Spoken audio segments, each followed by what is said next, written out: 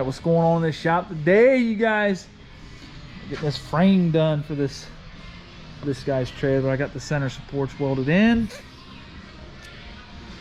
Got nasty welding. Got these ramps going on there. These guys here, we'll have to cut these guys down. Probably like right in here, once we get the trailer here, we'll cut them off plasma. Got expanded metal going in the center. And then another, that guy over there. Going here, we'll get some welding done on this guy here. Get some welding done and we'll get her all done and fastened up and got everything cleaned up, got everything set up to start welding it all together. We're gonna get a little bit of footage on this guy here. Shiny, shiny, shiny. Remember, like, subscribe. Don't forget to ring the bell when we do put a video out. You'll be notified. We got this POS here. Got this POS here, you know. Yeah, a little dark. Notice there's no transmission in it. It's because it's sitting over there on the floor. These guys here had a input shaft go out. Destroyed that clutch. Brand new clutch, not even 1,000 miles on it. Destroyed it, just ate it alive. Center out. New input shaft bearing and all put back into it. There's all the broken parts. Oh, that one's coming up. Oh man, wait until you guys see that video. Of course, Todd over there sleeping like normal under the truck. That's what it is. Got our own dryer here. We're working on dryers too, in case anybody wants to know. Yeah. Door don't open. Yeah. All right. Let's get you guys up on a stand. You can watch me mess up some more aluminum welding. Oh, or something of that nature. All right, stay tuned.